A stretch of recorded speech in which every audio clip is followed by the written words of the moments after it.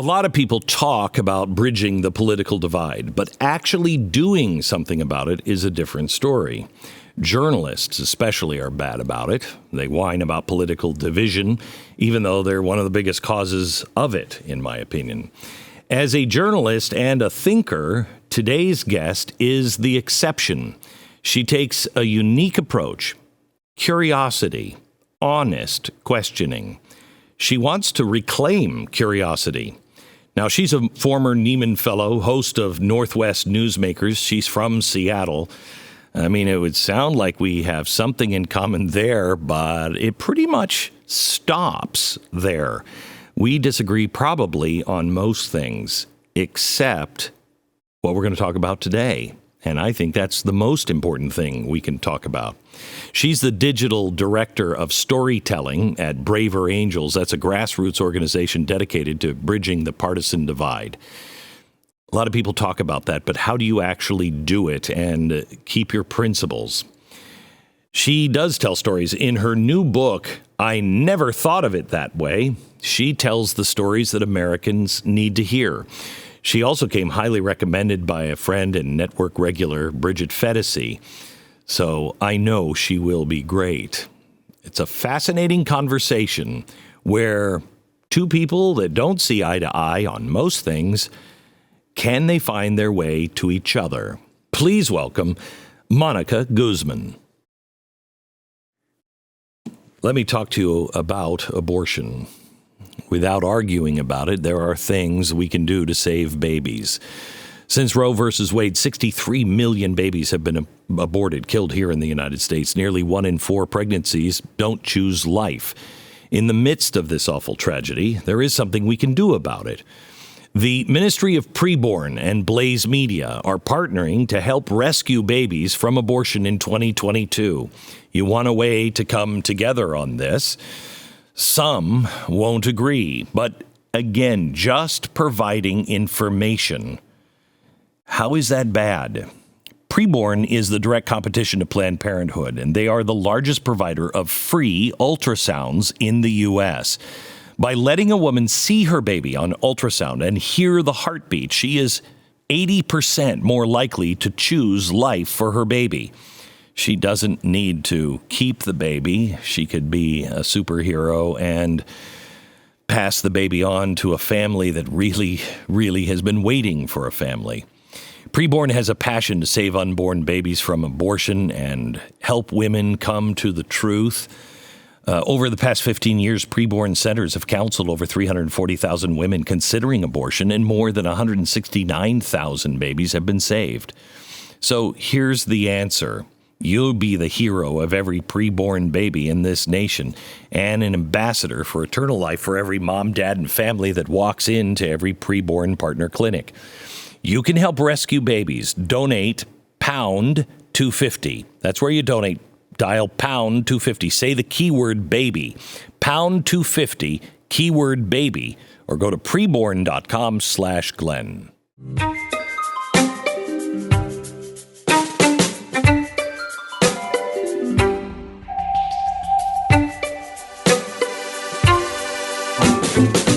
Hi, Monica. Hi, Glenn. How are you? I'm very good. We're both from Seattle, or at least you live in Seattle now. Yes, I do. I grew up in the Pacific Northwest, and a lot of the things that you talk about in your book are just the way I was raised and the way it used to be, and I don't know why it's not like that anymore. So why don't we start with the election 2016. This is how you open the book, and I think it's a great way to describe where we are. Yeah, the election 2016 in Seattle, a very blue place politically. I remember the day after the city felt dead. Lots of folks were completely shocked and stunned, almost outside of ourselves. And pretty soon after that, I would go to events in Seattle, networking events, get-togethers, what have you, and I would hear people talk about the latest thing that really scared them, about Trump being president, about some headline, something that was just, and inevitably, the conversation would wind its way to who's to blame. And it's people who voted for Trump. Now, my parents are Mexican immigrants who voted for Trump. I am also a Mexican immigrant. We became citizens in the year 2000. And whoa, boy, we've had a roller coaster of time together where we've gotten to talk about our differences. But whenever I heard this at the events I was in, people being scared, people thinking these people who voted for Trump must be awful people, I felt personally implicated. And I thought, but they're not. Y'all don't know. My parents are not these things. Correct. They're not. And if we could talk to each other past the fears we have, maybe the anxiety we're feeling, maybe it wouldn't be placed on our fellow Americans. Maybe there'd be some other way that we could think about it. And so I wanted to download all of that to them, but of course I couldn't, right? It's just a quick conversation. So what I would sit there and hope for is, what I would do is I would say, I'd find a moment to say, well, my parents are Mexican immigrants who voted for Trump. And I sort of called it like my unintentional party trick, because conversation would just stop. Mm-hmm. Because it's obviously surprising. And people would look at me and my heart would start to beat, right? Because I'm thinking, what are they thinking? Are they looking at me with suspicion? Are we going to change the subject? But a lot of times I would sit and ask, would somebody ask me why? Would somebody get curious about why they voted for Trump? That's what I would hope for. How often did that happen? I would say, honestly, maybe like 70% of the time. Good. Not too bad. Now, but did it always happen in that big open conversation? No. Sometimes it would be someone would find me later and say, hey, by the way, you said your parents voted for Trump? Why? How? What happened? And my parents are awesome enough that they've given me leave to represent, a little bit of their story as I can. And so I would give them some of their reasons and they'd go, oh, okay, Yeah. And it felt almost like an obligation, because in Seattle, I know a lot of people who don't know anyone really who voted for Trump, anyone close to them. So I almost felt like I was representing somebody they did not know, and I could be the reason that they would question their own assumptions. In New York, liberals assume everybody in the room is like them. In Texas, conservatives assume everybody in the room is like them.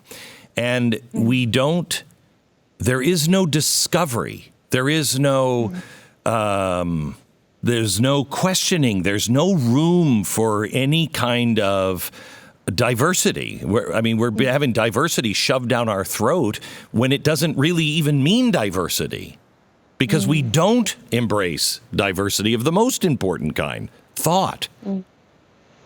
Yeah, there's a thinker, Ibu Patel, who says something that gave me sort of an aha moment, what I call an I never thought of it that way moment. And I watched him give a talk about this, and he said, it's not just the diversity you like. Yes. It's not just the diversity you like.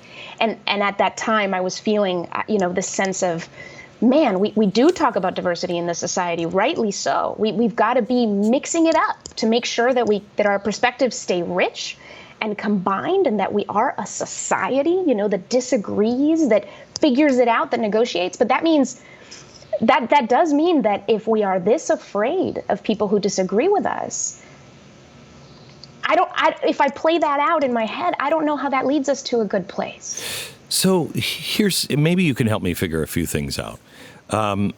It kills me that both sides are afraid of fascism, but they don't recognize the fascist in their own side.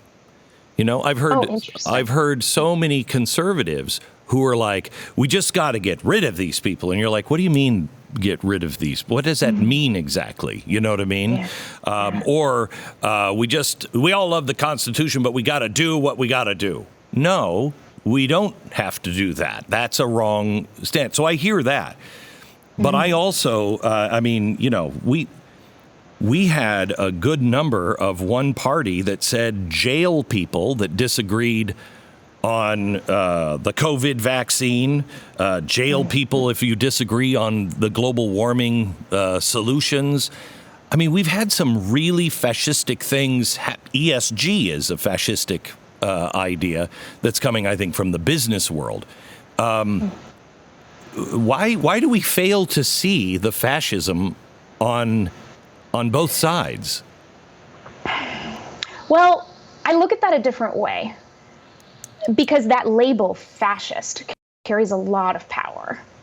And when I talk about curiosity, I'm talking about curiosity also about the labels that we affix to things. So to describe something as fascist, to describe something as racist, to describe something as whatever you want, colors it a certain way, where then our society is so polarized that you almost signal to people you should be for this or against this. So one thing I would say is just like caution about those labels, because, I mean, you know, I think that there's a lot of ways that we can describe different things. Is fascist the best label? I don't know. Okay, but to get back to your question, wait for a second. Okay. You know, Mitt Romney, when he was running as a Republican, the Democrats said he is the devil himself. He's just horrible, horrible, horrible. No, he's not. No, he's not. Yeah. You know, and that happens over and over and over again. And so fascism has lost its meaning. But when you are talking about comply or else, agree or else, that is fascism. And we do have that on our doorstep. I do think that the way I frame it for myself is, yes, we have reached this point where we believe we have to draw really clear, bold lines and put some people on the other side of that line. Correct. And just say this is intolerable. The problem is there's a lot of social science research that's telling us that we are grossly exaggerating the views on our other side. Correct. And when we exaggerate them and then believe the exaggerations, guess what? We're not living in reality. So we're just not. So I travel the country. I assume you travel the country. The country is not as divided as it is seen. Okay, it's just not. However, I think the problem is, as an immigrant, you might recognize this more than others. Our unum has been lost. From many, one, and e pluribus unum. Our unum, what brought people to America in the first place, was the Constitution, the Bill of Rights, that you have certain God-given rights that no government or anybody else can change. And we always had that in common, but we don't have that in common anymore. So when we're talking about issues, and I mean, I have conservative friends who tell me, yeah, well, you know, the Fourth Amendment, you know, we've got to do the things. No. You either believe in the Bill of Rights or you don't. And we don't have an America if we don't have the Bill of Rights. We're not talking about actual rights. We're deciding whether you have a right to speak because I disagree with you, or if I should be shut up because I disagree with so-and-so. Neither of us should be shut up. Isn't that our common ground that we should be seeking? I think so. But I would add this. The complications of it, of course, is the anxiety in the world right now. I'm sure you feel it. I feel it. Yeah. People feel it in their families. Oh, yeah. We're not inviting people to Thanksgiving anymore. Oh, yeah. You know, we're breaking up relationships with people who give our lives meaning over the anxiety that we feel about the time we're in and the high stakes of so many of our policies, especially when our political identity, you know, it's who we are for a lot of people. It's really become who we are. So when someone disagrees with our opinion, it feels like they are invalidating us, you know. So I want to I want to acknowledge that, because in a climate of fear, you know, when we're afraid, we seek certainty, and certainty is the arch villain of curiosity. Amen. So once you but again, it's like I understand why people go to certainty, because when we're afraid, we can't just be sitting back going, I don't know, let me ask a lot of questions. No. You can't wonder about something you think is out to get you. You're going to want to run away. You're going to want to shut them out. But that's the animal man. If we're going to survive, we have to be able to fight the animal man to be able to say, look, yeah, there are scary things out there, but are you scary? Are you scary? I have tried for years to have conversations with people on the left, and you can't get it. And if anyone comes on my show, I mean, you'll see the wrath of everybody for how can you possibly talk to that guy? I hear that. We get nowhere. We get nowhere if we can't talk to each other, because we may leave disagreeing on really important things. However, we at least understand one another and see the other as having a right to exist and to speak and to be my neighbor. Right. And I'll point this out. You said I've tried to have conversations on the left. They won't do it. And I would say that's a lot of certainty. So I talk about in the book. It's a lot of trying over years, but it is getting better. Sure. Yeah. But think of it this way, right? I talk in the book about the conditions for a curious conversation. And one of the most important is something I call containment. On your show, this is a public platform with a lot of people listening. The less contained a conversation to the people actually participating in it, correct, the less honest and open people feel they can be. And the more they'll be tempted to perform their views, rather than actually put them out there and vulnerably explore them with someone else. So you bring in a lot of conditions that get in the way of people really being honest. And that's just human nature, right? So I talk about, conversations on social media. Yeah, it might be really tough to really get somewhere, especially if you have an invisible audience of who knows how many people who are seeing your Twitter thread or your Facebook page.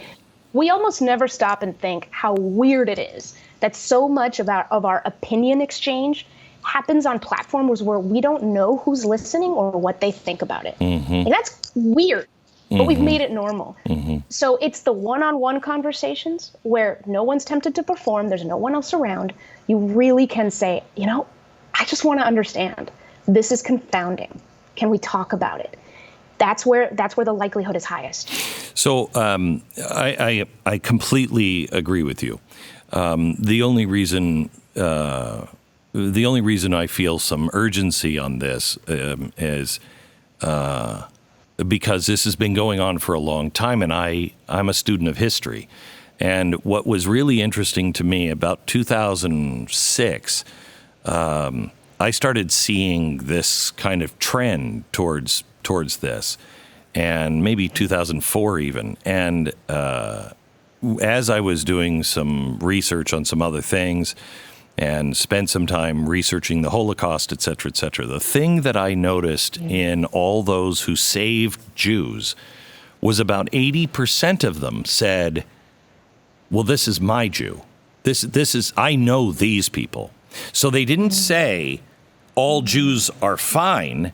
They said, no, I know this one. And so this one, this group, and that's a very big difference between what we're doing to a group of people is wrong. And and I worry that our private conversations, because we all know somebody that voted differently, and we say, well, no, they're my parents. I know them because they're my parents. But that doesn't save the world. You know what I mean? It doesn't. It's a beginning. So how do we? It is a beginning. Yeah, go ahead. Yeah, I think that it's a practice. This is a practice. At this point, I work at a nonprofit called Braver Angels, which is the largest cross-partisan nonprofit working to depolarize America. I've talked to a lot. I'm liberal. I've talked with a lot of conservatives, a lot of libertarians. And the more that I do it, the easier it gets. The more that I do it, the less that the assuming part of my mind gets away with allowing me to make blanket conclusions about a bunch of people I don't know. Yeah. Because every person surprises me. So after long enough of that, I go, well, what the heck am I doing making blanket assumptions about groups of people I don't know? Right. Especially at a time like this. Now, one could argue at a time that isn't so wound up, where all these institutions seem to be driving us apart, maybe we'd have a healthier discursive ecosystem. and this wouldn't I think we would. Our divisions wouldn't be so blinding, right? But right now our divisions are blinding. And so I say we have to counteract them. We have to proactively counteract them. To your point, it's true. I mean, what you said about, my Jew or my Trump supporter or whatnot is well taken, and it really it speaks to the fact that relationships are so powerful, and that's where I that's where I go. My goodness, the pandemic really, at a time like this, we had to literally be afraid of being with each other because it would literally maybe kill us. Correct. Oh, you could not have created a worse. No. And you created paranoia that still is here. I mean, it was the worst thing that could have happened. The worst thing that could have happened. Yeah. It is super clear that you cannot rely on the government or Big Pharma to protect you or your family. And medicine is going to get more and more expensive and harder to get. That's why Z-Stack is here. It's a specially formulated immune-boosting supplement that includes all the things you need. And it was formulated by Vladimir Zelenko, the world-renowned doctor that President Trump has credited for many things. Z-Stack is scientifically formulated. It's kosher. It's GMP certified. Produced right here in America. Z-Stack, you need to boost your immunity. Boost your immunity and fight all of the things that your body should be strong enough to fight. Go to zstacklife.com right now. That's zstacklife.com/Beck. I saw your work with your Better Angels or Braver Angels, and I want to know when we come together, because I saw one instance where one of the founders said, we just need to compromise. And I think there's a lot of people, really honestly, on both sides that say, no, I won't compromise. And there's reasonable compromise, and then there's unreasonable. And I don't know what the different. I mean, I know what I refuse to compromise on, and those are the principles outlined in the Bill of Rights. I'll compromise on everything else. I mean, let's talk about it. But those things, when you go in against the individual and say any individual doesn't have these rights for any reason, no. But everything else is up for discussion. So, go ahead. Yeah. Do you think that that's the question that comes to mind when you say that is, do you think that that's the perception of because let me step back. I think that if each of us were to be really honest about, I'm willing to have conversations about all these things, but not these little things over here, not little, but that they're big, but they're over here. Yeah. If we all were honest about each other, we would recognize that, oh, wow, there's actually a lot on the table that we can talk about. Yeah. But the perception is the opposite. The perception is that no one wants to compromise about anything, and it's not it's just not true. Correct. But wait. But compromising on principles is a problem. Yeah. Okay. I hear that. I think that's right. I have a chapter in the book about values. One of the phrases that I hear a lot when people say, I cannot talk to people if they're on the left. I cannot talk to people on the right, and vice versa, is they don't share my values. They don't share my values, and therefore I'm done. I got nothing. I can't open up to them. But here's the thing. We do share our values. We just stack them in a different order for different issues. And that, when I realized that, it changed the game for me. Because it gets easy to think, for example, that a lot of our fellow Americans are against freedom. But when you really stop and think about that for a moment, who's against freedom? Nobody's against freedom. It's just that maybe in the case of the COVID vaccine, some people have, lots of people have a value that comes ahead of liberty that they think is really important and leads them to support vaccine mandates, for example, right? And in the case of I don't know, abortion, right? You've got the life. I mean, we all, yes, of course, we all have a value for respecting life, but we also have a value for respecting, somebody's right to thrive and live the way they want to freely. So it's wicked issues put values into tension, and it's tempting to think, well, if we just did this, I'd be happy. Well, that's great, but you're just one person and we're millions of people.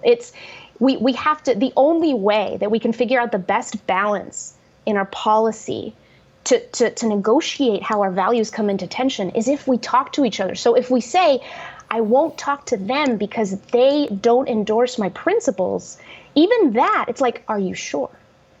Are we sure? Well, can we take those two? Let's have a discussion on those two things. Sure. Okay. Because, first of all, both of those are extraordinarily difficult. I mean, these are, especially abortion. I have 3 daughters. My daughter is raped or has whatever. The last thing I want her to do is to go through something that is traumatizing her over and over and over again. So I don't want to judge anyone in any situation. However, I have to look at life and define life. Right. And I might define that differently than you, but I should not be condemned for defining that. And you shouldn't be condemned if you're willing to say, yes, I know it's life, but, okay, then you have an honest conversation and we can say, we just disagree on this. And, I have no problem if California wants to do what they want to do, but don't force Texas to do something. You know what I mean? If you're living in a group of people that their ideas match, that's totally fine, in my opinion. But we can't have that conversation because we're either baby killers or we're evil conservatives that don't care about women. Neither one of those are true. Yes, exactly. And yet the loudest voices are the ones, I don't just want to say, on the extremes. No, the loudest voices are the folks who care the most and for whom the alternative is to what they want is just not acceptable. So people will stop at nothing the more that they care. And that's good. That's good for our democracy. It is. That's great. What's bad is when it's not balanced out by enough of us who are able to bridge, to build the bridge, to have the conversations. Instead, what we're seeing, and this, I don't know if this disturbs you as much as it disturbs me, but there's been some recent reporting about how our blue zip codes are getting bluer and our red zip codes are getting redder. And why? Because we don't want to be uncomfortable in our lives. We want to live in places that we think accept us. Correct. And the more that we draw lines against other people and make people feel like they can't be themselves when they disagree politically with their community, guess what? Yeah. We're dividing ourselves. Yeah. And that's human nature. And that's human nature. Is. Yeah. It is. But that's because we have gone through 15 years of being told that we are one thing when we are not, and no one is actually talking about the truth. And you just brought up the extremes on each side. There are extremes on the right. Because I don't look at right and left like Europe does. I would say they're on the left, but the fascists on the very, the white supremacist fascist Nazis, I don't want anything to do with them. And I think that they're the anarchists and I'm going to burn the city of Portland down to the ground on the left. And I don't think any more than maybe 10 or maybe 15% of the nation relates to those people. Not even that. I hope not. Right. I don't think so. I think I'm being generous. But it's those people that we're made to look like, you're made to look like. Right. And it doesn't seem that there's anyone in the press that cares to do anything about that. Yeah, and being in the press, I know, I completely empathize with that. I mean, I'm glad you brought that up because here's the thing, is like, what happens in the world matters. Our perception and interpretation of what happens in the world matters more. So what we have done is we've taken the stories of that small, extreme minority that is most scary, and we've blown it up in our heads to take up a lot more space than they deserve. And we do this on both sides. And then that becomes our reality.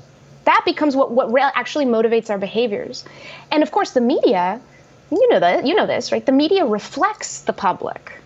It has to. It reflects the public's perceptions and perspectives. Now, having been for many years a journalist who takes very seriously the discipline of fact that exists at the core of responsible journalism, I know lots of journalists who absolutely want to change this. They are fighting against some incentives in the economics of media that just, the wall is so thick. I mean, my goodness, right? So I think about that sometimes, that if you pluck a particular journalist, right, if you just go one by one and you ask them, do you enjoy these divided times?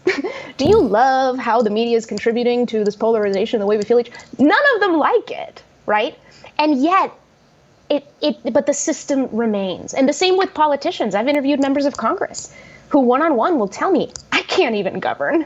This is terrible. But there they are in Congress playing the game. But doesn't that go back to where we started, though? That's an individual thing. I mean, the right makes fun of me for this, and I stand by it.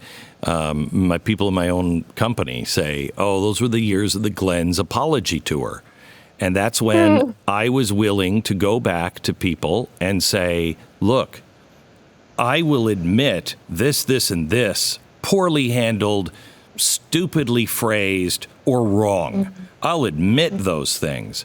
But that's what we have to do on both sides.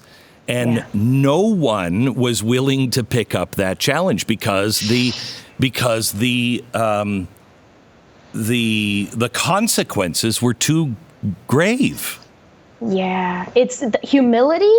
Oh man, right? The association between humility and weakness is so strong when the stakes are so high, and when we've set up this binary, and each side thinks, you've probably seen the polls, right? Each side thought that if the other side won, it would be like the end of the nation. Like an incredibly high number of people thought that, right? So. So yeah, humility is a difficult thing. Is a difficult thing to take on individually, particularly again if it's public, if it's not contained. We all want to belong. And what if we're on social media and something somebody says actually makes us think different? We're not going to admit it. Oh no, because my sister or my friend might see. Right, but we have this belief that if we veer away, if we begin to explore on our convictions, then we've lost any convictions. Then we're done. Then we don't know who we are anymore. We don't know where we belong. We have to be part of this side where we're accepted. And veering away from that is just too scary. And what I would say is, why? Why is that so scary? Right? You become, quite honestly, our relationships. You become very frightening to a lot of people when you don't care. What, you don't care about what? You don't care about the consequences of this group of people not liking you anymore. Well, we won't be your friends. Well, then you shouldn't have been my friends in the first place. I'm sorry I was your friend if that's what you thought, that we all had to think alike to be friends. Yeah. But let's be honest, that takes courage. Because again, it's like there's nothing more primitive and essential to the human experience than feeling connected and like we belong to a group. And when we lose that, I've talked to folks who have changed their minds in enormous ways, really taken big swings, lost their communities. Oh, yeah. It can be so painful. I think in your experience, you've experienced some of that. It's like, it can be so painful when people look at you and think, oh no, are they betraying something? Are they betraying their values by talking to the other side? Are they betraying their values by getting humble or exploring perspective? What I would say is when we're so divided that we're blinded, we're betraying our values when we don't get curious and humble. That's what we're doing. Yeah. Because we're actually allowing false perceptions to become effective reality. If you have been to the supermarket lately and you've tried to buy any kind of meat, we are at an all-time high for meat and seafood, and cooking at home and grilling at home used to be the way to save money, but prices are up nearly 20%, and even that is going to seem like the quaint old days. I'm a rancher myself, and I know ranchers that are they're fighting to keep their farms alive, fighting and nickel and diming everything because it's so hard to be a farmer, hard to be a rancher. Well, I would like to introduce you to Good Ranchers. This is a company that delivers delicious American meat to your door. Here's the thing. The amount of imported beef has gone up just like inflation. But if you want 100% quality American meat at a great price, Good Ranchers has you covered. Right now, you can get $30 off their already low prices plus free shipping by visiting goodranchers.com/Glenn. Do a one-time order or subscribe and save an additional $25 on each box. Plus, when you subscribe, your price will never go up for the life of your subscription. You can't lock your grocery store price in like that, can you? Inflation-proof your meals now with Good Ranchers. And if you don't buy, meat in the house, tell the person who does, check them out. goodranchers.com/Glenn. What's amazing to me is if you are true to what you believe, most people, I don't know if they know what they believe, but if you're true to what you believe, like for instance, I really thought Donald Trump was going to be an absolute nightmare. Not for all the things. He was a nightmare on all the things that we all thought he was, the Twitter and all of that stuff. Yep. That's it was a circus. We got that. But I didn't think he would move the embassy to Israel, which I find very important. I didn't think he'd do a lot of the things that he did. And I was dead set against him. But I said on the air, if he does these things, I'll be happy to admit I'm wrong. So I betrayed people in my audience that will say, oh, you went this way. And then halfway through, when I thought, okay, I like his policies, you know what I mean? I have to admit, I was wrong about this, and this. And that was a betrayal again. So if you really know what you believe and you're honest, you will constantly betray other people who never change their mind about anything or never take in new information. That's what it's all about, new information. Yeah.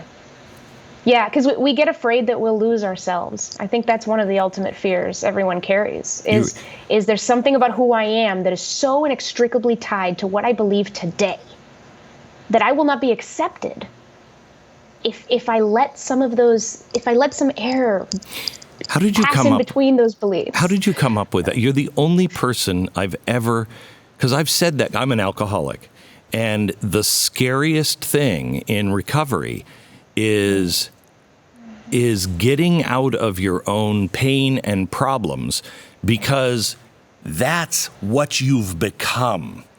And so if you lose all that, is there anything left inside? Is there anything? And it's terrifying. I've never heard anybody else say that. Where did you come up with that? How'd you find that?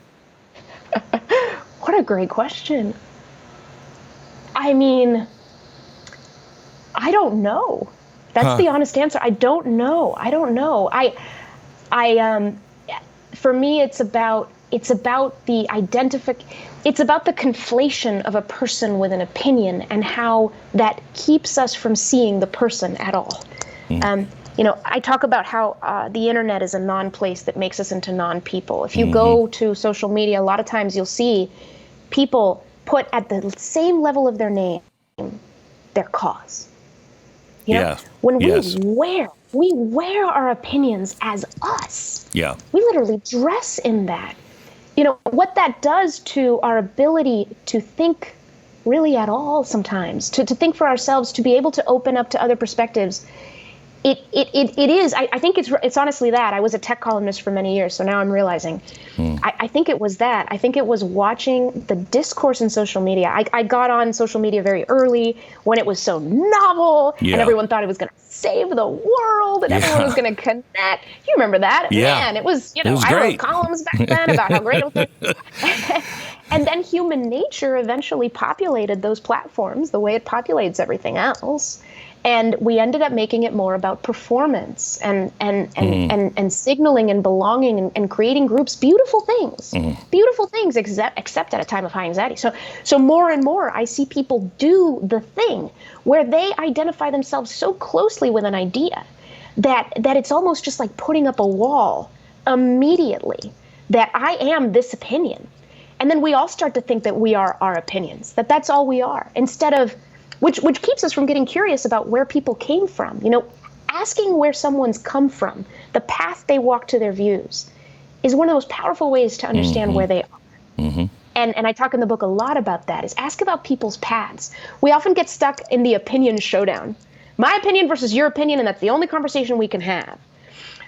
And most people can't defend their opinion very well. Sure, that may be true. I don't know. I have found that a lot of people can't go very deep when you start, and that's the other thing about it. Just asking questions. When you start asking questions, a lot of times things fall apart because they haven't. Your opinion is on this subject is also connected to all of these other things that you know and believe. So, how is that working? Yes. Yeah. And what that means is that we often don't. We often hold an opinion that we didn't actually do all that much deliberative work to arrive at. It just came as a bundle. Correct. It's like the bundle package. Correct. We just bought the bundle. Right. And there it is. And I've heard that from a lot of folks, actually, who will tell me, especially after doing some kind of Braver Angels workshop, there's a couple folks who've told me, it helped me realize that I haven't really thought about my opinions all that much. Yeah, they haven't. We let people... like a little. Yeah, we let people like me give you an opinion. I've always said, do your own homework. Yeah. You don't own anything except for the things that you've done your own work to discover. I have done my work, so I know these things are true to me until new information comes along.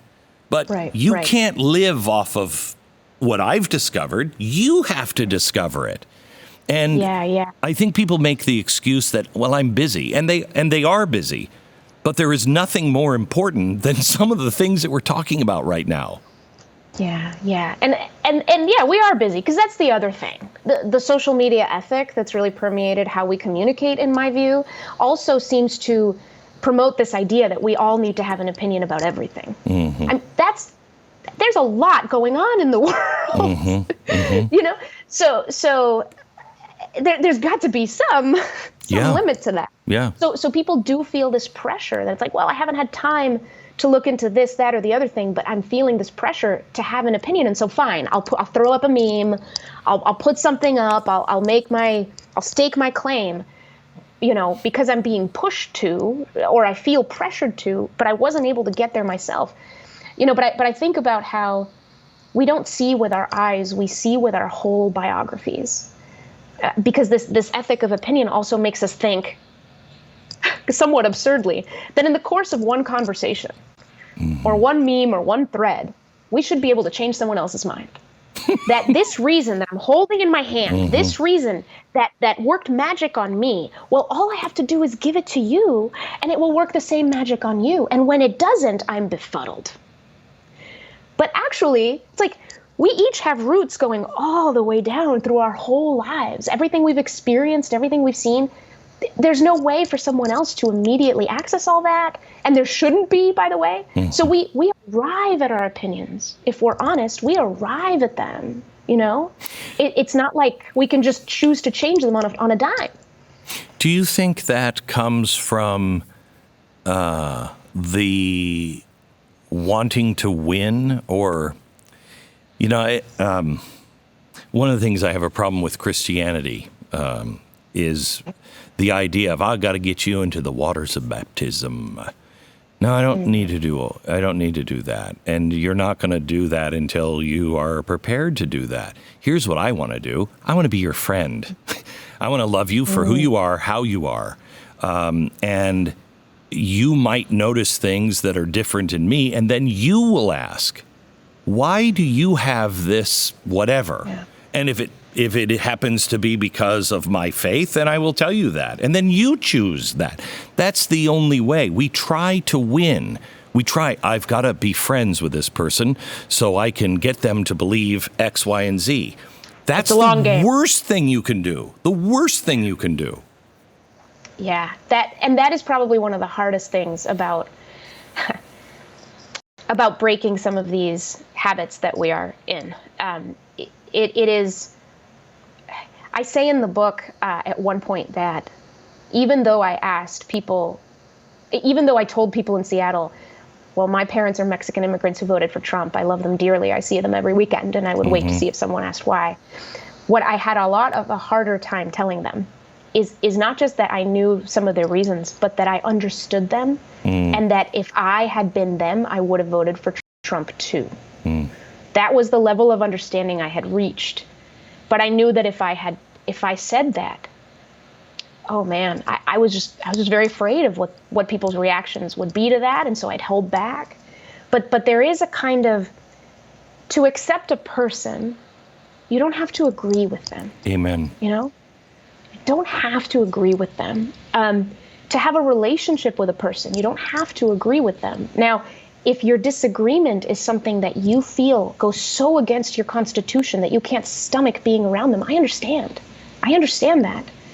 You know, but I would say, keep questioning your certainty about that. You know, but this is an individual journey for everybody. Yeah. There's no formula that works the same. There's someone I have in mind who reached out to me, having never really met me before, but sent me an email that their son had just told them that they didn't want him seeing his grandkids anymore. He was liberal. His son was conservative. They lived in a very conservative town. And I talked to this person, and one of the things that this person hadn't realized was that he was really the only liberal in his son's life.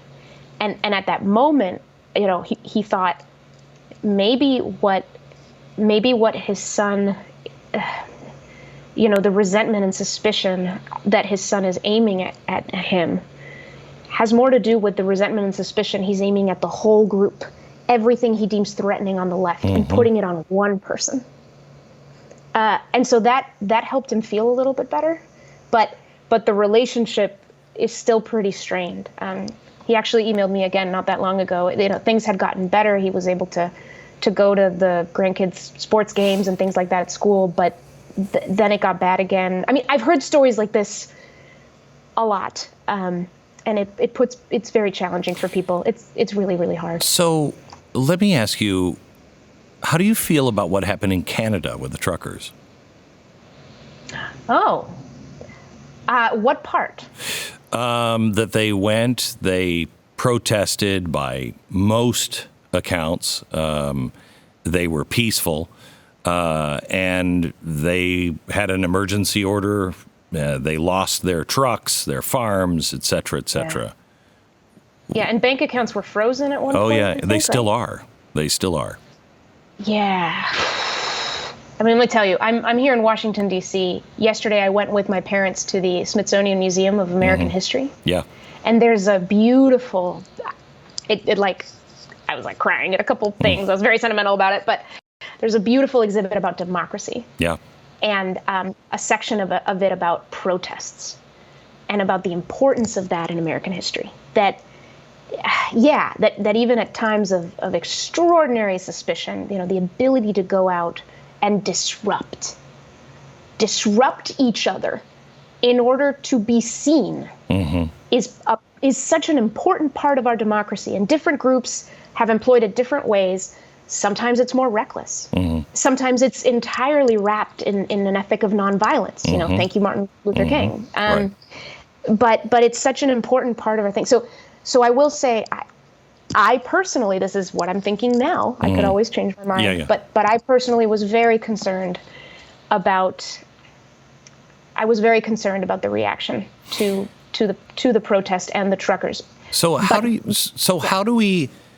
Because I mean, I've met with people who marched in BLM. I mean, there was a shooting here in Dallas, and a shooting brings real clarity to everybody who is there. And it broke down all barriers, and we had an ability to talk. And, you know, there are some real issues in America on everything. But if we can't express ourselves, and we have nobody believes anything anymore. And I think that's partly because of government and media shutting people up and shutting them down. You buy conspiracy theories when nothing makes sense and you can't talk about it. So the role of the media not being a call the balls and the strikes. What I do is different. I'm a commentator. I'm not a news source. I'm a commentator. That there is a real role for call the balls and the strikes and hold people accountable. But it doesn't seem anybody in journalism is willing to do that. The way I see it, okay. I think people in journalism, a lot of them are wrestling with values put into tension.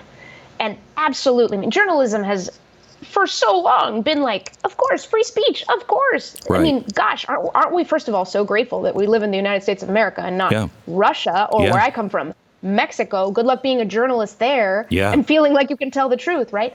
No, we have an extraordinary tradition of journalism. And what I'll say is this, I don't know a single journalist, even those who really come down, maybe more on the side of, oh my gosh, we've got to regulate, this is crazy. Even they are doing it because they love America and they're afraid that something has cut down to the bone and that if we don't act, I think a lot of people are acting out of this fear, that if we don't act to stop certain things from being, I don't know, from spreading, like the ideas that misinformation, whatever you want to call it, the ideas that misinformation is like a virus in and of itself, that it infects. If you give it air, and then we'll all come crashing down. That's the fear. And so I think people are acting out of that fear, but not because they don't respect the value of expression. Right, but that is like people saying, I love the Constitution, but we have to do what we have to do. No, you can't. You have to put a fire out with water.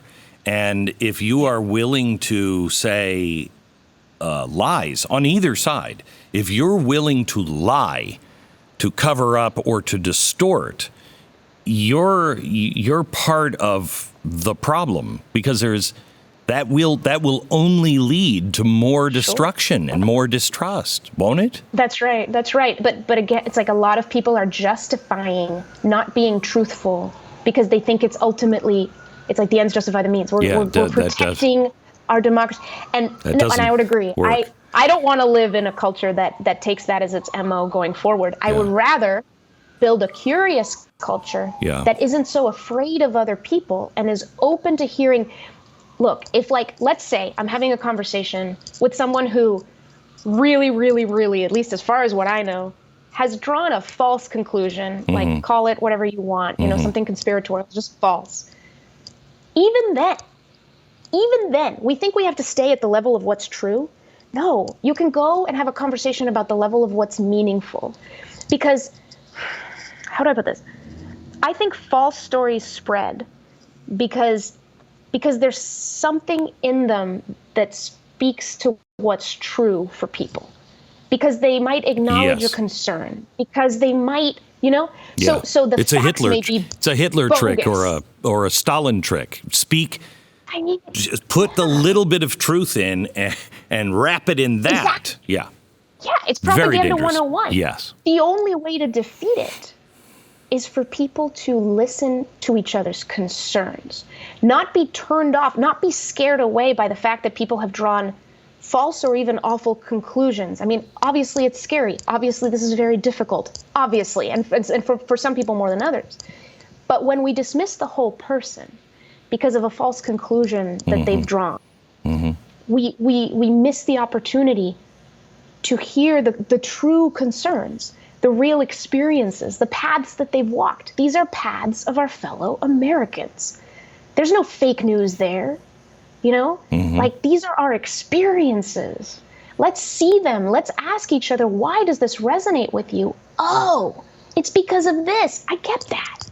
That I can relate to. There's not been a single conversation I've had with someone who I think has drawn a dubious conclusion where I did not find truth in their story, where I did not find something relatable and common. So it's really about people. You know, we're all about opinions. No, this is about people. And we can't stop seeing each other. We can't, no matter what. And so, yeah, let's get ourselves back to a place where we can speak to each other again. We're going to have to build some trust to do that so that the fear goes down. How do you do that when you don't have a system of politics, social media, anything that is a cultural force? How do you do that? I mean, it's one thing to be courageous. People are courageous. They really are. They want to be good. They want to come together. They are tired of hating everybody. They hate it. They're done with it. But you don't feel as if you're validated at all. If you're on the right, that's the way you feel. There's no validation at all for me being a reasonable individual that doesn't want to overthrow the government, that doesn't want everybody dead, there's no expectation. It feels. The expectation is you're bad, you're a Christian, so you want to just, burn crosses or what? How do we break that? Yeah, you're right to point out one of the biggest disadvantages we have is a lack of shared identity. We don't have something. What it means to be an American is in a really interesting debate right now. It's existential, okay, and that's going to work itself out. We're not going to be able to force that. That's going to have to emerge. So what I say is the way we do that is to work within our own lives and within our own relationships. You said earlier, all of us know someone. All of us know someone. Now, when I talk about this, I often get people who say on both sides, wait a second, you want me to talk to somebody who, is the absolute, you want me to talk to a Nazi tomorrow? No. Do not have to talk to a Nazi tomorrow. No one said that. It's just that this is so scary that we go straight to the worst case scenario and argue that. Let's not argue that. No, that's not even... No, that's dumb. Don't do that. Yeah. But look at your own life. And if there is someone that you have felt more distant from, that you have put distance or they've put distance from you, can you take one step closer to them? And the book, my book has a lot of practical tips on this. But but I think something that's very powerful is to get from the level of opinion to the level of experience and say, instead of why do you believe what you believe, ask people, how did you come to believe what you believe? Ask them to tell you a story. And that's very unthreatening, so long as, you're not playing the long game. You mentioned the long game. Let's play this. Let's just play this scenario out with me. And I'm not going to give you, answers. I just want to see, let's say I'm an uncle that you haven't seen in a long time. And, I voted for Trump and, I just hate them liberals. Talk to me. Yeah. Let's say, are we in person? Sure. Yeah. We're like this. Just like this. Yeah, great. So let's say that we're in person in a place where there's time. It's not like you're on the way out the door. I wouldn't bring anything up then. Yeah. Right? So certain conditions are in place. Great. Hey, Uncle Glenn, do you have a minute? Sure. Yeah. So I've never gotten the chance to ask you about something that I've been pretty curious about. I know that you voted for Trump, and that has at times been a very confounding choice for me. Do you have, I really just kind of want to hear more from you about what Yeah, about just what's behind that. Do you have a minute to talk, or we can chat later? What do you think? So, Monica, as your uncle, I would love to have that talk if you're honestly curious. But if you're only having this conversation to change my mind, it's not a good conversation to have. But if you're honestly curious, I'd like to know how you arrived at things. Totally. But why don't we do, I just want to ask you about you first. Totally don't want to change your mind. Great. That's not a thing for me. So yeah, cool. Let's do it. Okay. And then get a little cup of coffee, get a little cup of tea. How many people do you think, how many people Yeah. are you, because I've had this conversation with family members, and my family knows what I do for a living, and they know I'm pretty good at, never get into an argument with a talk show host. They're pretty good, especially if there's a commercial right around the corner. They'll win. Yeah. But I've had this conversation, and we have come to great understandings. How many people, though, will respond on either side? Yeah. If you're honest, if you're trying to make a point or win, I don't want to have that conversation. It doesn't work. It absolutely doesn't work. And the other thing is, to go back to our scenario, if that's the first thing I've said to you in 3 years, Yeah. maybe not great. Right. Right. Like, Right. But you could start it with, I miss you, and I don't like this distance, and I don't know how. My father said to me once, I was about 30 years old, and I said, Dad, I don't know how to be your son. I want to have a good relationship with you, but I don't know how to be your son. And he said, wow. Well, let me be honest with you. I don't know how to be your dad, but if you will sit through the uncomfortable moments when I don't know what to say to you and you don't know what to say to me, we will find our way to each other. And it was the greatest gift of my life. And it's hard. It is. Hard. It is. But you can almost turn that around and say, it's worth so much easier because, it's worth it, but it's also so much easier because there's already a relationship there. I mean, family is an extraordinary, powerful thing, right? Like people are born into families and they are different people, ideologically different people, and you don't know what you're going to get. Mm-hmm. And so here you are, but you have these pre-existing relationships. And at a time when in America, again, we're drawing apart so much.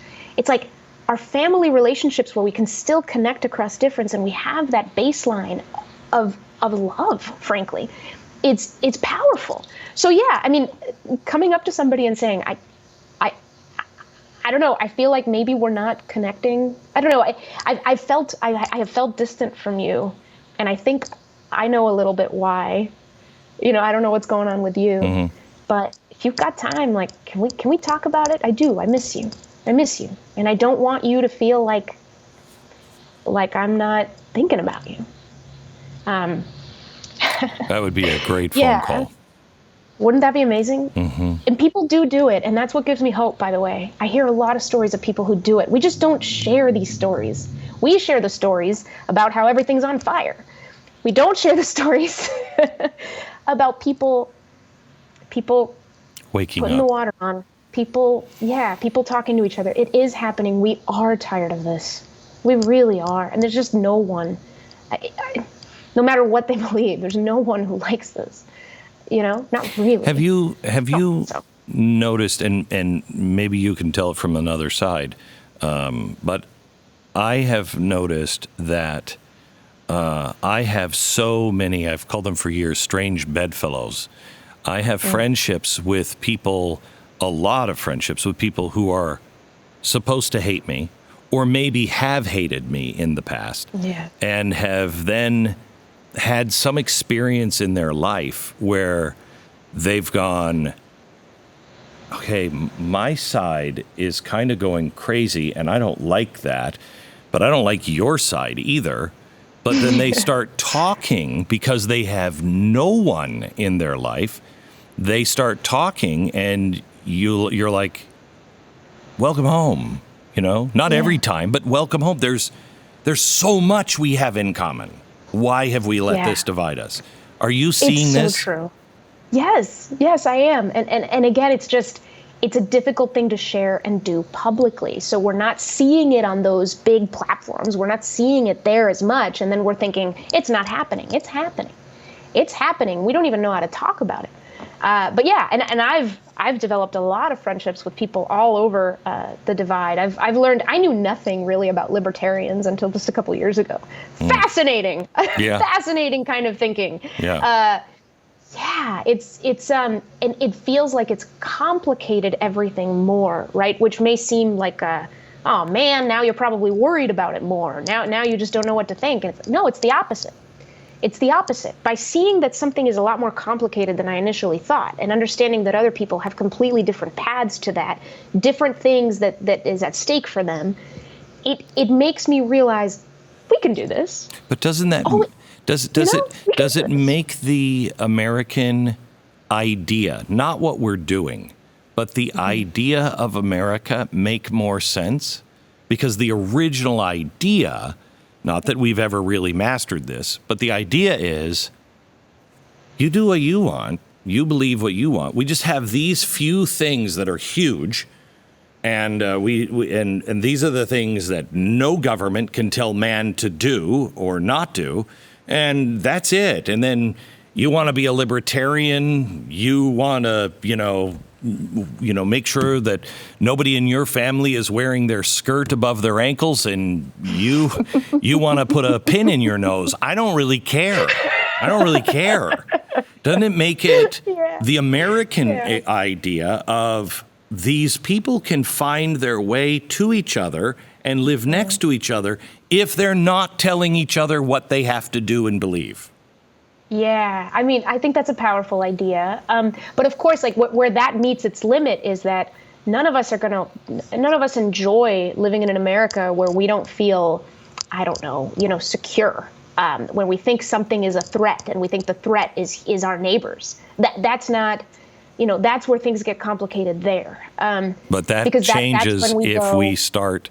That changes in two ways. So we start talking. It's true if we don't have the same principles anymore. And I mean the big ones, the Bill of Rights. If we don't believe that a government should not spy on you, and be able to take you to jail and not charge you or whatever, and that justice isn't blind, that you don't have a right to free speech, those kinds of things. If we don't believe those things anymore, then I don't think we have any. We have to come up with new things to unite on. But if we have those things, fair. We're fine. And I think that's fair, but I would say this. It's like it's too easy to say, here's my interpretation of the Bill of Rights. And obviously the Bill of Rights is quite clear on some things. Anyway, here's how I see the Bill of Rights. You, sir, have gone way off on this thing, and so we're not even going to talk. That, I think, is actually dangerous. Give me an example. Because the only one that I think is not clear is the Second Amendment. I mean, you can argue. I think it's very clear, but you could argue about it. Yeah. Well, and I'm not speaking from a place of, wanting to.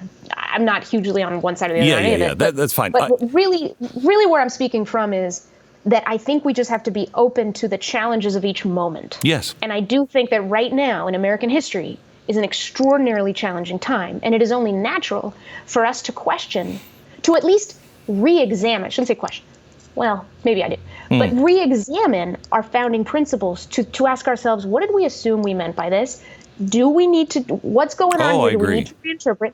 So that's the only thing that I think needs to happen. If some of us say what you're doing is already beyond the pale, I don't even want to talk to you, I think that's actually dangerous. So even about the Bill of Rights. Right. Because again, it's values put into tension, right? So it's free speech versus security, a longstanding debate where America has come on one side or the other many times before. And will continue to do it. So, Monica, I think we actually really agree on this as long as we're having an honest conversation.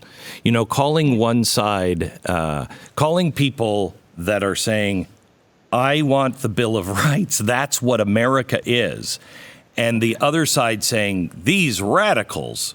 No, No, you've become the radical. And you can think as radical thought as you want. But let's just have that conversation. Look, I don't think these things work.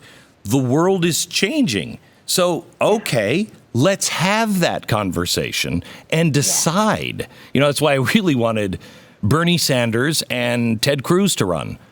Because I really wanted to see. Bernie is very clear. This is what I believe. At least he used to be very clear. This is what I believe. Ted Cruz was very clear. This is what I believe. Great. Let's have a sit down, not a political game show, and let's actually talk about it. We have such the political game show. Yeah. It's killing us. And it's actually killing us. And you being a tech person, you know the debate that we should be having is, what is life? What is the role of a machine that will think it's life? What is the meaning of life? Because if I can download you into a machine, and I think that's life, then why would I fight cancer? These huge, crazy ideas are coming. Should I be able to rearrange the genetic code so I have a super baby? That's around the corner. And if we can't, that's going to be decided for us while we're arguing about this stuff. We've got to talk. Yeah. That's the thing. Yeah, it's like we've got to talk. We think that we just think the enemy is what it isn't. We've got to see that. For me, the real enemy is the reality distortion fields all around us, making us more scared than we need to be of each other. We don't need to be that scared of each other. Thank you so much. God bless you. Thank you, Glenn. Thank you. This was really fun. Really fun.